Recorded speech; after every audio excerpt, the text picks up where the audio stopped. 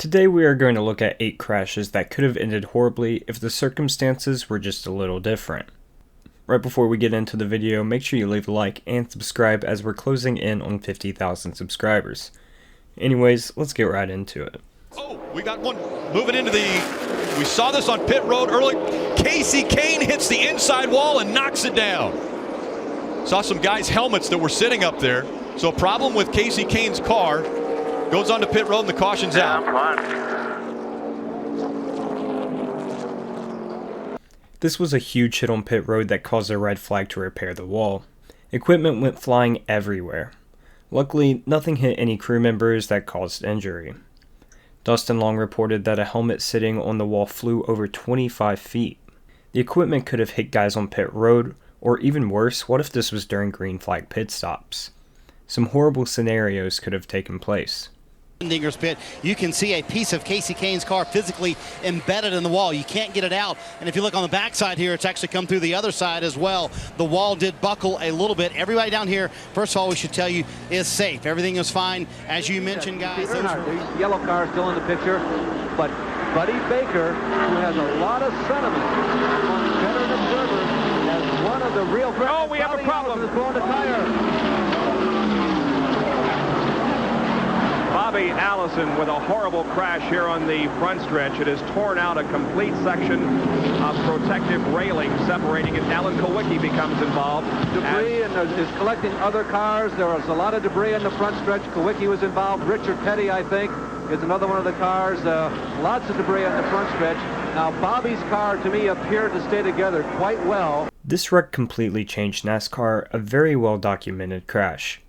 For this race, the pole speed was 212 miles per hour. 1 year later, it was down under 200. The fence was completely destroyed, which called for stronger catch fences.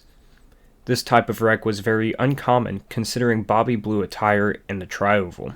Airborne crashes mostly used to occur on the inside of the track away from the catch fence, and blown tires typically happened in the turns.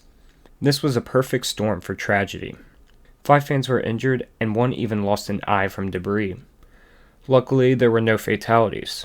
I will say NASCAR got lucky with this one, as the case for stronger catch fences and fan safety became a top priority before something completely devastating happened.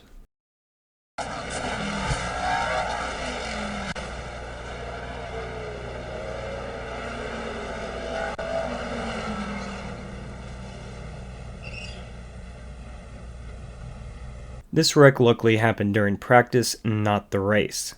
This wreck was very reminiscent of Michael Waltrip's crash here back in the day. Mike Harmon hit the gate that would open and close to let haulers into the track, and it completely ripped his car in half. The famous video of Mike's body being completely exposed before being hit by another car is utterly terrifying. I really don't want to think about what could have happened in this crash, because we all know how lucky Mike is to still be with us today.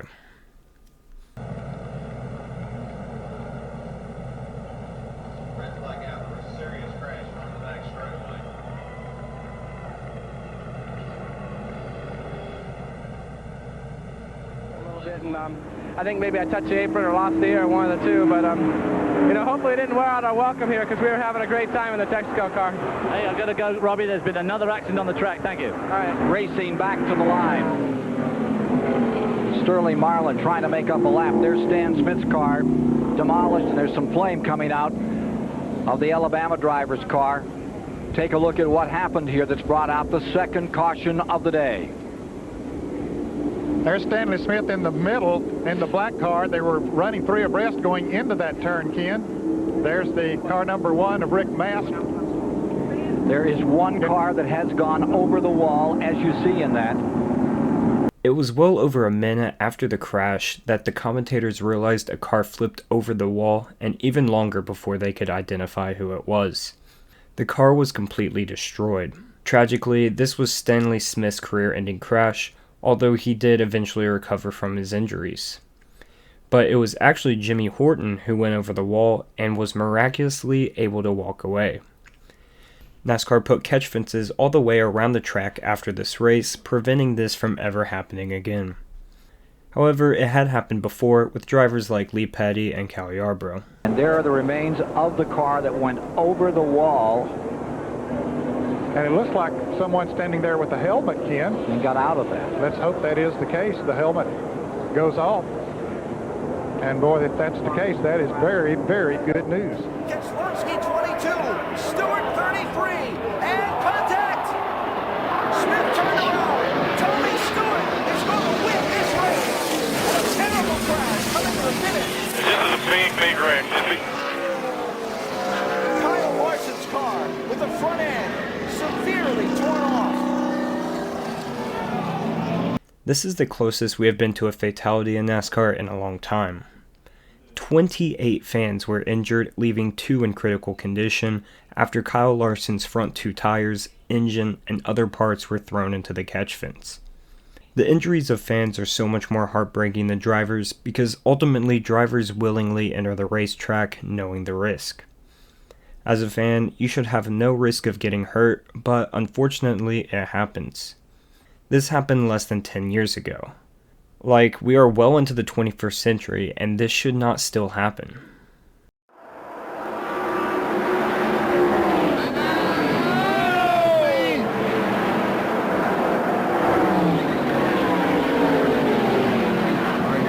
Look at Mark. My goodness. No brakes.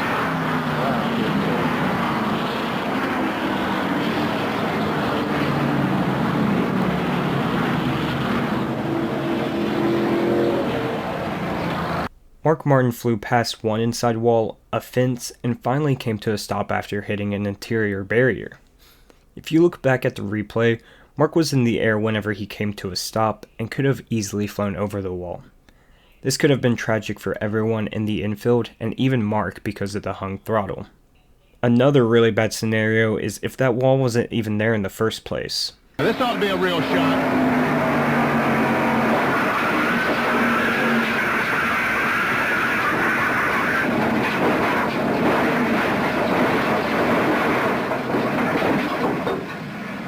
Camera live through all these guys. Oh, the 18 car's got trouble. He's been into the outside wall hard. Side.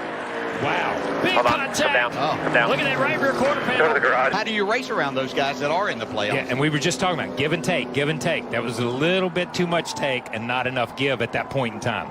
Big name will come away from Darlington. After Kyle Busch's night ended early after contact with Austin Dillon, he was understandably frustrated. However, he took it to the next level, speeding into the garage area with people walking everywhere and even someone wheeling a stack of tires. You can see in the video people are panicking, they're grabbing each other, they're pushing and shoving, trying to get everyone out of the way. Kyle was justifiably fine for this. You cannot do this in professional stock car racing or anywhere as a matter of fact. A strange and terrible wreck as Mark Martin was caught up in an accident in front of him off turn 4, spun down pit road and caught the butt end of the opening of pit wall. You see Mark climbing from the car there, fortunately, because look where that car hit that wall just behind the driver's compartment. I know it feels sort of redundant because I featured this wreck in my Mark Martin video a couple of weeks ago, but if you did not see it there, here it is. It deserves a spot on this list because it could have gone bad in several different ways. He could have gone through the gap in the pit wall, he could have hit some heavier equipment, or he could have hit the wall right in the driver's side door, which was really close to happening. All of these scenarios could have led to something much worse, but we should be thankful it played out this way. Anyways guys, that is it for this video. Hope you did enjoy. Make sure you leave a like and subscribe, and I'll see you in the next one. Peace.